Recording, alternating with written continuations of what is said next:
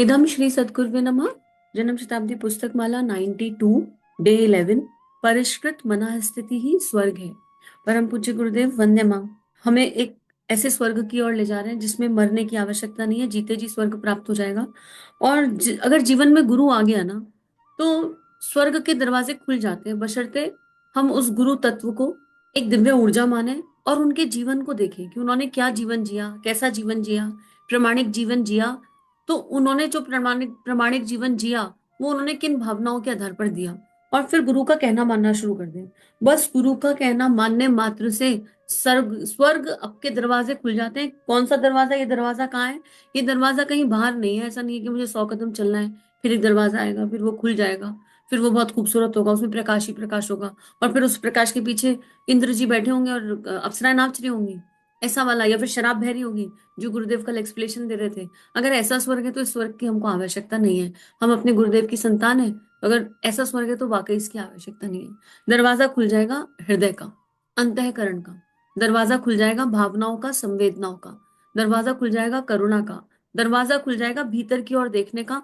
उस दृष्टि की ओर चले जाएंगे जहां भगवान को ढूंढने के लिए कहीं जाने की आवश्यकता नहीं है।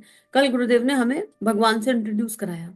कह रहे हैं तुम इधर उधर जाके देवियों को ढूंढ रहे हो, मैं तुम्हें देवी बताता हूँ देवी कहाँ रहती है। एक कौन देवी है? एक देवी है वो माँ जिसने जन्म लिया। और दूसरी कौन सी देवी है? दूसरी देवी है वो लड़की जो सब कुछ त्याग कर, अपना घर, अपना माहौल, अपना परिवार, अपना बचपन, अपना अल्हड़पन, सब कुछ छोड़ करके, पूरा एक एक चीज छोड़ करके एक अनजान के घर आ जाती है। एक अनजान के घर आ जाती है और उसी को अपना घर मानने लगती है। क्या वो देवी नहीं है? और फिर आकर सम दिन रात सेवा करती है, दिन रात सेवा में लगी रहती है। लेकिन उसे किस तरह रखा जाता है? देखो, बहुत सारे लोग जो शहरों में रह रहे हैं या जिनकी मनस्थिति ऐसी नहीं है, या जिन्होंने देखा नहीं, वो इस चीज को नहीं समझे प्रॉब्ली। जो जॉब करने वाली बहनें हैं, वो शायद ना समझ पाए। लेकिन अगर हम बड़े वर्ग की तरफ देखें, थोड़ी सी नजर बड़ी कर लें, तो हम देखेंगे गांव में छोटी छोटी जगहों पर आज भी नारियों को वो सम्मान नहीं मिल रहा। आज भी घूंघट है। आज भी घर से बाहर निकलने के लिए परमिशन लगती है। छोटी छोटी बातों के लिए परमिशन लगती है। डोमेस्टिक वायलेंस का रेशियो जाकर देख लीजिए, दहेज का रेशियो जाकर देख लीजिए। डेटा तो अवेलेबल है कि कितना जबरदस्त रेशियो है दहेज का। प्रतिभाओं को आज भी दबाया जाता है। फीमेल एनर्जी का एक कॉमन कॉन्सेप्ट है फीमेल का, वो क्या है? खाना बनाना। फीमेल का काम क्या है? खाना बनाना, 3 टाइम का बच्चों को। और वो फीमेल की भी गलती है इसमें, उसके बारे में फिर कभी बात करेंगे। लेकिन और दूसरा, बच्चों का देख रेख करना। अगर 2 ऑफिस गोइंग हैं और कोई इमरजेंसी आ जाए, बच्चे की इमरजेंसी, परिवार की इमरजेंसी, ससुराल की इमरजेंसी, तो it is a by default process के फीमेल से अपेक्षा की जाती है कि वो ऑफिस से छुट्टी ले ले 2 दिन की या 1 दिन की। एक मेल छुट्टी लेते हुए 10 बार ही सोचेगा। फीमेल की ऑफिस मीटिंग चल रही है, अगर ये ऑफिसर वाले भी फील करते होंगे तो बैकग्राउंड में शोर मचाया जा सकता है। लेकिन अगर मेल की ऑफिस मीटिंग चल रही है तो बैकग्राउंड में शोर नहीं मचाया जा सकता। क्यों? इतना बहुत बहुत माइनर डिफरेंस है अगर ध्यान से देखा जाए। इसमें दोषी कौन है? प्रश्न ये उठता है कि दोषी कौन है? क्या हमारे भाई दोषी है? क्या वो पुरुष वर्ग दोषी है? सॉरी टू से, दोषी है नारी खुद। दोषी कोई नहीं है, दोषी है वो माँ, जिसने एक ऐसी संतान को पाला, जिसने अपनी लड़की से ये कहा कि बेटा खाना बनाना नहीं सीखोगी तो कैसे होगा, खाना तो बनाना मैंडेटरी है। दोषी है वो माँ जिसने बायस तरीके से अपने संतान को पाला, संतान को लड़का या लड़की माना। दोषी है वो माता पिता। दोषी है वो जो दादा दादी बन गए, नाना नानी बन गए, और जिनकी मानसिकता आज भी वही है, अब लड़की है तो पराए घर तो जाना ही है, और पराए घर जाना है तो हमारी इज्जत रखनी है। पराए घर जाकर वो खुश रहे, ये एनर्जी रेयर है। एनर्जी क्या है? पराए घर जाकर इस घर का मान सम्मान रखे, ये अपेक्षा है। तो दोषी कौन है? दोषी है वो सास जो अपनी बेटी को और बहू को डिफरेंट डिफरेंट नजरिए से देखती है। बहुत बहुत अलग नजरिया होता है देखने का। तो दोषी नारी खुद है। एक नारी ही नारी की दुश्मन हो गई है। एक लेडी अपनी बेटी को तो जीन्स पहने देख सकती है, बड़ी अच्छी लगती है, पर बहू को नहीं देख सकती। बहू है तो उसे घूंघट ही निकालना है, उसको साड़ी पहननी है, क्योंकि बहू मान सम्मान है। कपड़ों की बात यहाँ पर छोटी छोटी बातों की है, छोटे छोटे इमोशंस की है। बात यहाँ पर कपड़ों की नहीं है, बात एक विचारधारा की है। क्योंकि हर नारी को अपनी गरिमा पता है। जहां तक वस्त्रों की बात आती है, वस्त्र वो जो मुझे कंफर्टेबल फील कराए, केवल इतना ही है वस्त्रों की एनर्जी। इससे ज्यादा एनर्जी नहीं है। वस्त्र क्या है? तन ढकने के लिए एक कपड़ा। वो कपड़ा जो मुझे कंफर्टेबल फील कराए, मेरी दिव्यता, गरिमा, वो बनाए रखे, बस वो वस्त्र है। लेकिन आजकल हम वस्त्र पहनते हैं अटेंशन गेनिंग के लिए। साड़ियां भी, अगर जो साड़ियां भी पहन रहे हैं, वो साड़ियां भी इसलिए नहीं पहन रहे हैं हमें अच्छी लग रही है, हम साड़ी में कैसे लग रहे हैं, हम कंफर्टेबल है या नहीं कंफर्टेबल, वो तो थॉट ही चला गया। हम कहीं किट्टी में जा रहे हैं तो हमारी साड़ी बहुत सुंदर भी हो, लेकिन उसकी रेट कम है, तो नहीं नहीं, किट्टी में तो फिर सब लोग इतनी महंगी महंगी पहन कर आते हैं, इतने महंगे सूट पहन कर आते हैं, हमारा दिखने में भले ही अच्छा लग रहा हो, लेकिन उसका रेट कम है तो वो हमको चलेगा नहीं। तो इसलिए इसमें अगर गहराई से उतर जाएंगे तो ये एक इनफाइनाइट जर्नी है, इस पे तो कितनी भी बात करी जा सकती है, पर पॉइंट बात करने का है नहीं ना, पॉइंट ये समझने का है। और इसका समाधान क्या है? इसका एक ही समाधान है, हर नारी को अपने भीतर की उस एनर्जी को जागृत करने की आवश्यकता है जो केवल नारी के पास है, भाव संवेदनाएं। हर नारी को अपने भीतर के मातृत्व भाव को जागृत करने की आवश्यकता है। और हर मेल को ये समझने की आवश्यकता है कि हमारे अंदर भी नारी और पुरुष दोनों के गुण हैं।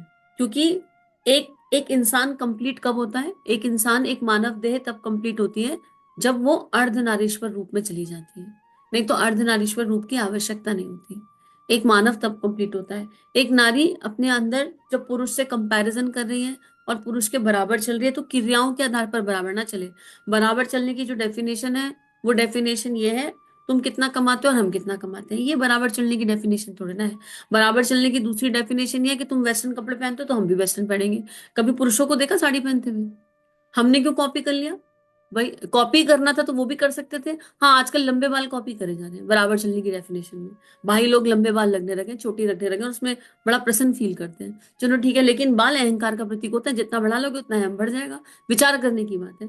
तो हमने जो कंपटीशन किया वो पाश्चात्य को देखकर कर लिया। लेकिन जरा पाश्चात्य देशों में जाकर देख लीजिए, या फिर बिल्कुल वैसे बन जाओ, वहां पर, सॉरी टू से, वहां पर अलाउड है आपका 13 साल का बच्चा जाकर एक गर्लफ्रेंड बना ले और उसे घर पे लाके माँ बाप से इंट्रोड्यूस कराए और कहे I love this girl and it is she is temporary. Right, वहां पर लस्ट ओपन है, वहां पर कोई छप छिपाव नहीं है इस चीज के लिए। तो कॉपी कर रहे हो तो फिर पूरा कॉपी कर लो, वो तो हमसे होगा नहीं, क्योंकि हमारा डीएनए संस्कृति वाला है। हम ऋषियों की संतान है, हम देवताओं की संतान है, हम भगवान की संतान है, और हमारे अंदर वो ऋषि जागृत हैं। जितने भी लास्ट ने निकल कर आते हैं ना, ये ऋषियों से निकल कर आते हैं, कहीं और से नहीं। तो वो हमसे होगा नहीं, क्योंकि हमारा मूल वो है ही नहीं। तो जब हम कॉपी कर रहे हैं तो हम आधा अधूरा कॉपी क्यों कर रहे हैं? वहां की बहुत अच्छी चीजें हैं, वो उठाने की आवश्यकता है, वो हम उठाते नहीं है। वहां पर नदियों को जाकर देख लीजिए कितनी नीट एंड क्लीन मिलेंगी, और अपने देश की नदियों को देख लीजिए उनकी क्या हालत हम ही करके रखते हैं। वहां साफ सफाई देख लीजिए कितनी बढ़िया वाली मिलेगी, और हमारे देश में साफ सफाई देख लीजिए, अपना घर चमकता होगा, घर के बाहर बाजू में कूड़े का ढेर पड़ा होगा। तो कॉपी करनी है तो कोई ऐसी चीज कॉपी कर ले जिससे अपने देश का भी फायदा हो जाए। वहां पर देख लीजिए एजुकेशन सबको बराबर दी जाती है। यहाँ पर तो एजुकेशन इस हिसाब से दी जाती है कि नर है कि नारी है। लड़की है तो पढ़ के क्या करेगी, और लड़का है तो पढ़ाना है। और जो माँ बाप लड़की को पढ़ा रहे हैं वो कहते हैं लड़के जैसा बनाऊंगा। अरे भाई, लड़की को लड़की जैसा रहने दो ना। अब जब माँ बाप ये कह रहे हैं कि लड़की को लड़के जैसा बनाऊंगा, तो वो लड़की कॉम्पिटेटिव एनर्जी में अपने आप चली जाएगी। ये पेरेंटल मिस्टेक है ना। लड़की लड़की जैसी रहेगी, लड़कियों की जो संवेदना है उसको हम क्यों खत्म कर रहे हैं ये कहकर कि इसको लड़के जैसा बनाएंगे। प्रॉब्लम है लड़की होने से कुछ, और लड़के से कहा जा रहा है, ये बहुत कॉमन है, भाई रोते क्यों, रो क्यों नहीं, रोना अच्छी बात नहीं है, लड़कियों के जैसे रोते हो, रोते हो कहो तो भी समझ में आता है, लड़कियों के जैसे क्यों रोते हो, तो उसके माइंड में ये बैठ रहा है अच्छा लड़कियां रोती हैं, और लड़कियां, इसका मतलब रोना गलत बात है, और लड़कियां रोती हैं तो मैं तो रो ही नहीं सकता, वो मानव नहीं है, वो इंसान नहीं है। तो बहुत गहराई से चिंतन करने की आवश्यकता है, और इसीलिए बार बार कहा जाता है, नारियों जागो, अपने को पहचानो। एक जागृत नारी जो मातृत्व भाव की ऊर्जा पर शिफ्ट हो जाए, वो पूरे विश्व को बदलने की शक्ति रखती है। देख लो, माता जी जाग गई, माँ शारदा जाग गई, कितना कुछ हो गया। और कितनी ऐसी, माँ अहिल्या जाग गई, अहिल्याबाई होलकर ने क्या क्या नहीं किया, कौन कौन सी रूढ़िवादियों के खिलाफ आवाज उठाई, कितनी जबरदस्त तरीके से आवाज उठाई। रानी लक्ष्मीबाई जाग गई, जो जाग गया उसने, उनका नाम इतिहास में अमर हो गया। माँ सीता जाग गई, डिसीजन मेकिंग माँ सीता की कितनी स्ट्रांग थी, जरा पूरा जीवन चरित्र देखिए। कृष्णा जाग गई, द्रौपदी जाग गई। तो जो जाग गई उन्होंने इतिहास रच दिया, और जागने की क्षमता हम में है। अगर परम पूज्य गुरुदेव कह रहे हैं कि 21वीं सदी नारी सदी है, तो कुछ सोच के ही कह रहे होंगे लेकिन वो देह को नहीं कह रहे। ये भी निश्चित है कि गुरुदेव देह भाव से मुक्त होने के लिए कह रहे हैं। गुरुदेव कह रहे हैं बेटे तुम इस बात से बाहर आ जाओ कि तुम स्त्री हो या पुरुष हो, तुम ये मान लो कि तुम इंसान हो, बस बाकी सब कुछ अपने आप हो जाएगा। हम ये मान के जी लें कि हम मानव हैं, इंसान हैं, तो बाकी सारी समस्याएं अपने आप खत्म हो जाएंगी। फिर इंसान इंसान के साथ बिहेव करेगा ना, फिर नारी नारी के साथ बिहेव नहीं करेगी, पुरुष पुरुष के साथ बिहेव नहीं करेगा। फिर एक इंसान, एक मानव दूसरे मानव के साथ अपना व्यवहार रखेगा, और उस व्यवहार को रखते हुए जो गरिमा होंगी, जो वैल्यूज हैं, जो प्रिंसिपल है, वो सबके लिए बराबर होंगे। क्योंकि कलयुग में तो कोई धर्म रह ही नहीं गया, लेकिन हमें अपना धर्म निभाने की आवश्यकता है। तो गुरुदेव यहाँ पर बहुत पीड़ा की बात कर रहे हैं, और गुरुदेव कह रहे हैं कि क्या करती है एक नारी, जीवन भर अपना श्रम निचोड़ती है। देखो, नारी को ये नारी ये सब करती है। आनंद कब आता? नारी कुटुंब का ध्यान रखे, परिवार का ध्यान रखे, दिन रात सेवा में लगी रहे, श्रम लगाए, धर्म पत्नी के रूप में अपने यौवन को, अपनी भावनाओं को पति पर निचोड़े, लगाए। लेकिन लेकिन लेकिन अगर वो ये सब कर कर स्वयं में आनंद अनुभव नहीं कर रही, तो वो समझ ही नहीं पाई, वो प्रेशर में कर रही है। सारी नारियां यही कर रही हैं। लेकिन अगर 10 नारियों को बैठा के पूछ लो कि आपका जीवन कैसा है, अरे क्या ही जीवन है, खाना बनाते बनाते मर गए, सुबह से शाम तक कोई काम तो है ही नहीं। अगर ये स्टेटमेंट आ रहा है, इसका मतलब वो जो भी कर रही है आनंद और प्रसन्नता से नहीं कर रही। कोई भी काम अगर आनंद और प्रसन्नता से कर लिया जाए, तो उसमें से ईश्वर प्रकट हो सकते हैं। यही हालत भाइयों की भी है। जॉब कर रहे हैं आप, मैक्सिमम जॉब करने वालों से पूछ लीजिए, are you happy with your job? मजबूरी है, मजबूरी है, क्या मजबूरी है? अरे घर में पत्नी बैठी है, बच्चे बैठे हैं, उनका पेट कौन पालेगा? मजबूरी है। हम मैक्सिमम काम मजबूरी की एनर्जी से कर रहे हैं, जीवन यापन मजबूरी की एनर्जी से कर रहे हैं। मजबूरी की एनर्जी से करेंगे तो मजबूती कहाँ से लाएंगे? क्योंकि मजबूरी की एनर्जी से कमाया हुआ धन भीतर मजबूरी के संस्कार तो डालेगा। मजबूरी की एनर्जी से किया हुआ काम का आउटपुट मजबूत ही नहीं हो सकता। तो हमें मजबूती के साथ काम करने की आवश्यकता है।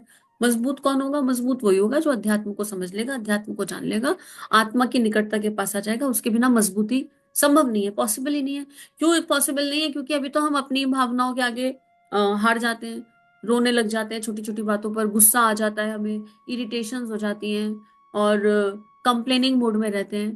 तो ये सब किसी कमजोरी की निशानी है। हम कमजोर नहीं है, पर कमजोर कौन होता है? जो काम के पीछे भागता है, जिसके ऊपर काम का जोर होता है, वो कमजोर होता है। और काम क्या है? काम का मतलब यहाँ केवल लस्ट से नहीं है।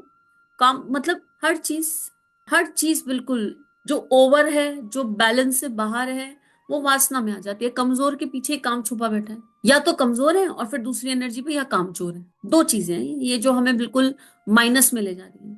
कामचोरी करते हैं जिन लोगों के पास, देखो, जो मजबूरी में श्रम कर रहा है वो तो श्रम कर ही रहा है। मैं यहाँ पर लेबर क्लास की बात नहीं करी जा रही है, पर उन लोगों की, उस मीडियम क्लास की बात करी जा रही है, उस वर्ग की बात करी जा रही है जिसके पास रोटी कपड़ा और मकान आसानी से अवेलेबल है, जिसको सारे कंफर्ट, लग्जरी की बात नहीं, कंफर्ट आसानी से अवेलेबल है। वो जो जिनको कंफर्ट अवेलेबल है उनमें मोस्टली, कई बहुत शहरों की बात नहीं, पर बहुत बड़ा वर्ग है जहां पर केवल मेल भाई जो है, भाई पुरुष जो है वही कमा रहे हैं, और फीमेल्स घर पर रहती हैं। अब घर पर रहती हैं और सबका सारा काम तो आउटसोर्स है, प्रेशर है नहीं, और वो बहुत कुछ कर सकती हैं। 11 बजे से लेकर सब काम निपटाने के बाद 4 बजे तक क्या करती है, जरा उनसे कोई पूछ के देखे। अपने समय को क्यों? क्योंकि काम चोरी आ गई है। कंफर्ट मिला तो काम चोरी आ गई। पर ये समय नहीं है कंफर्ट में रहने का। हम सबको अपने कंफर्ट जोन से बाहर आना पड़ेगा। अगर हम आज कंफर्ट जोन में रह गए, अगर आज हमने कंफर्ट जोन से बाहर कदम नहीं उठाया, तो जब विभीषिकाएं आएंगी, जब प्रकृति अपना रुद्र रौद्र रूप दिखाएगी, जब मुश्किलें आएंगी, तब कठिनाई आएंगी, तो हमारी, क्योंकि हमारे पास श्रम की शक्ति नहीं, तो हम कुछ कर नहीं पाएंगे। हम केवल हाय हाय हाय हाय करते रह जाएंगे। तो गुरुदेव बड़े भावुक पक्ष पर हाथ रख रहे हैं। गुरुदेव कह रहे हैं बेटे, लेकिन एट द सेम टाइम ये भी बता रहे हैं कि नारियों का सम्मान मैंडेटरी है। और आजकल नारियों की भी नजर खराब हो गई, तो पुरुषों का सम्मान भी उतना ही जरूरी है। एनर्जी ऑफ लस्ट अब केवल पुरुष के भीतर नहीं है। Energy of lust, energy of कामना, एनर्जी ऑफ वासना अब हर देह में है। तो टू बी ऑनेस्ट, गुरुदेव तो ये भी लिखते हैं कि नारी देह में हो पर नारित्व को नहीं समझे, तो नारी देह में होने का क्या फायदा? नारी देह में नरपिशाची हो। ताड़का सुपर्णखा ये एग्जिस्ट तो करती ही थी ना कहीं तो थी। आप लोगों को नहीं कहा जा रहा, लेकिन जिनके लिए है उन तक जा रहा होगा सूक्ष्म में कहीं। राइट? तो बात यही है कि हम अपने भीतर झांक कर देख लें कि अगर हम नारी देह में हैं तो हमें भगवान का बड़ा सौभाग्य प्राप्त हुआ है। भगवान ने बड़ा आशीष दिया है। और अगर हम नर देह में हैं और हमारे अंदर वो भावनाएं जाग गई, गुरु परम पूज्य गुरुदेव की बातों को सुनकर अश्रु गिर जाते हैं, ऋषियों की बातों को सुनकर अश्रु गिर जाते हैं, हम हर नारी में माँ को देख पा रहे हैं, तो समझ लो सौभाग्य जग गया जीवन का। इससे बड़ा कोई सौभाग्य नहीं है। अगर मातृशक्ति देखी जा रही है, देख सकते हैं तो। साथियों, त्याग और बलिदान के देवता आपके घर में बैठा है। आपने उस त्याग और बलिदान के देवता को देखा नहीं। अब दूसरी नजर, आप हनुमान जी को देखते हैं, गणेश जी को देखते हैं, लेकिन आपने कभी अपने घर में उस पुरुष को देखा? जो अपना पूरा जीवन आपके लिए खर्च कर देता है, जो अपना पूरा जीवन, अपनी पूरी कमाई आपके लिए खर्च कर देता है। आपने कभी देखा जो अपने मन की व्यथा भी आपसे कह नहीं पाता है, जो अपने मन का कोई दुख किसी के आगे रखता नहीं, अपनी माँ के लिए, अपनी बहन के लिए, अपनी पत्नी के लिए, अपनी बेटी के लिए अपने संपूर्ण जीवन को, अपनी संपूर्ण जमा पूंजी को भी लगा देता है। जब बेटी की शादी आती है तो क्या करता है वो देवता, देवता पिता बनकर क्या करता है, अपना सर्वस्व लुटा देता है। आप भगवान को, आप राम को देख रहे हैं, कृष्ण को देख रहे हैं, पर आपको अपने घर में देवता दिखाई नहीं दे रहा है। आप केवल उससे शिकायतें करके बैठे हैं कि आप क्या नहीं करते हैं। क्या आपने कभी उसकी तरफ देखकर कहा आप कितना कुछ करते हैं? देखो गुरुदेव पर्ले को बैलेंस कर रहे हैं, कितना खूबसूरती से बैलेंस किया जा रहा है। क्या हम नहीं देख रहे हैं? क्या हम केवल, प्रॉब्लम ये है कि हम केवल ये देखते हैं कि हमने कितना किया और क्या क्या कर लिया। हम ये नहीं देखते कि हमारे आसपास जो हमारी साथी आत्माएं हैं, जो परिवार में है, जो कुटुंब में है, जो आसपास है, वो कितनी मेहनत कर रहे हैं। उनकी मेहनत हमें नहीं दिखती। और जब तक इंसान केवल अपने अपने अपने अपने ऊपर फोकस करेगा, अपने कारण शरीर या भावनाओं पर नहीं, अपने अहम भाव से, अपने कर्ता भाव से, अहम भाव से, अपने अचीवमेंट्स पर फोकस करेगा, तब तक वो किसी दूसरे का देख ही नहीं पाएगा कि उसने श्रम कितना किया। तो गुरुदेव कह रहे हैं आपको वो देवता दिखाई नहीं देता। देवता तो पहले भी थे। आपको भगत सिंह नहीं दिखाई देते? क्या भगत सिंह देवता नहीं है? आपको दधीची दिखाई नहीं देते? क्या दधीची देवता नहीं है? हम तो दधीची को देवता ही मानते हैं। हमने महर्षि दधीची को देखा, दधीची के रूप में अपनी पत्नी को देखा। गुरुदेव अब माँ की भी बात कर रहे हैं, जिन्होंने अपने जीवन का उत्सर्ग कर दिया मकसद, मकसद के ऊपर, एक एक निष्ठ मकसद के ऊपर। आपकी आंखों में यदि कृतज्ञता के भाव आ जाएं, तब आपको यह करना होगा कि आप नर नारी को परस्पर एक दूसरे के उत्थान के लिए आगे आना होगा। तो आज, पहले आज इस स्वाध्याय को यहीं पर ना पॉज कर देते हैं, रोक देते हैं थोड़ी देर के लिए, और चिंतन करते हैं कि हम मानव हैं। अब मानव, पहले हम मानव हैं, पहले हम इंसान हैं, फिर हमें एक देह मिली है, वो नर की देह है या नारी की देह है। अब हमें ये देखने की आवश्यकता है कि नर के गुण क्या होते हैं और नारियों के गुण क्या होते हैं, फिर हमारे अंदर कौन से गुण हावी हैं। हमें एक बैलेंस क्रिएट करने की आवश्यकता है, और इसी इसी बैलेंस को सूर्य और चंद्रमा का बैलेंस कहते हैं। इसी बैलेंस को इड़ा और पिंगला का बैलेंस कहते हैं। जिसके भीतर शिव और शक्ति का बैलेंस, राधा और कृष्ण का बैलेंस आ गया, उसका प्राण अपने आप ऊर्ध्वगामी हो जाएगा, सुषुम्ना में बहने लगेगा। यही तो ये चाहते, आध्यात्मिक यात्रा पर चाहते हैं तो ये चाहते हैं। लेकिन ओवर नारित्व और ओवर पुरुष भाव या डिसबैलेंस ऑफ एनर्जी काम नहीं करेगा, और इसीलिए एकाकी पूर्ण नहीं हो सकते। भाई कितना भी बैलेंस क्रिएट कर लो, जन्म देने की शक्ति नारी के पास है तो नारी के पास ही रहेगी, सीधी सीधी बात है। गर्भ में नारी धारण कर सकती है, और वजन उठाने की कैपेसिटी पुरुष के पास है तो पुरुष के पास रहेगी। बाय डिफॉल्ट जो नेचर, लॉ ऑफ नेचर है, और इसीलिए पूरक है, इसीलिए पूरक है, इसीलिए साथ में चलने की आवश्यकता बताई गई है, बहुत महत्वपूर्ण है। पर आजकल विवाह उस स्तर पर होते ही नहीं। आजकल विवाह का जो उद्देश्य है, जो नीव एनर्जी है, वही गड़बड़ा गई है। तो जब उस भाव से विवाह ही नहीं हो रहे हैं, तो फिर वो एनर्जी तो लस्ट में ही कन्वर्ट हो गई ना पूरी तरह। आशा, अपेक्षा, लस्ट, इसके अलावा रहा नहीं। विवाह की नींव गड़बड़ा चुकी है। एक्सीडेंटल बच्चे हो रहे हैं। प्लान करके विवाह का केवल एक ही उद्देश्य था, हमारे ऋषि मुनियों ने दिया था, एक दैवीय संतान को धरती पर लाकर सृष्टि का उद्धार करना। ये बड़ा दिव्य उद्देश्य दिया गया था, पर वो उद्देश्य ही कहीं ना कहीं मिस हो गया, पूरी तरह खो चुका है। तो एक चिंतन मनन करें, अपनी कॉपी जांचे, किसी और की कॉपी ना जांचे। स्वाध्याय का सिंपल अर्थ ये होता है, अपने भीतर झांक कर देखना। जो हमारे लिए हमें ठीक लगा उसको रख लिया, जो हमें हमारे लिए ठीक नहीं लगा उसको ड्रॉप कर दिया। पर सुनते सुनते अगर चेहरे बन रहे हैं, अच्छा ये इनके अंदर नारी का गुण है, अच्छा उसके अंदर पुरुष का गुण है, इसके अंदर ऐसा है, तो हम पूरी दुनिया की कॉपी जांच लेंगे। पर चिंतन करते करते एक दिन भगवान को प्यारे हो जाएंगे और कहेंगे गुरुदेव आपका तो कितना स्वाध्याय पड़ा। गुरुदेव ऊपर डंडा लेके बैठे होंगे, बेटे तूने स्वाध्याय किया कि पर चिंतन किया, तुझे मैं बताता हूँ तूने क्या किया। ऊपर डंडा लेके बैठे होंगे और धम धम डंडे लगाएंगे। तो स्वाध्याय कर रहे हैं तो उसको स्व तक सीमित रखें। अपने आप के लिए, अपने आप के अंदर झांक कर देखने की पूरी तरह आवश्यकता है। तो यही ध्यान है आज का, तो सभी ध्यान रखिए और ध्यान करते रहिए। इदम श्री सद्गुरुवे नमः। सभी को प्रणाम। श्री प्रिया काउंसलिंग चैनल और देव परिवार चैनल पर जो वीडियोस आपको मिल रहे हैं, अगर ये आपके जीवन को बदल रहे हैं तो ये केवल गुरु कृपा है। आइए इस गुरु कृपा को विश्वव्यापी बनाएं। जो भी लिंक आप सुनते हैं, आपको जो भी लिंक अच्छे लगते हैं, उनको अपने व्हाट्सएप स्टेटस, फेसबुक स्टेटस, सारे सोशल नेटवर्किंग साइट्स पर लगाइए। इस टेक्नोलॉजी के माध्यम से आइए ऋषियों की, संतों की लेखनी को विश्वव्यापी बनाते हैं। जय हिंद, जय भारत। इदम श्री सद्गुरुवे नमः।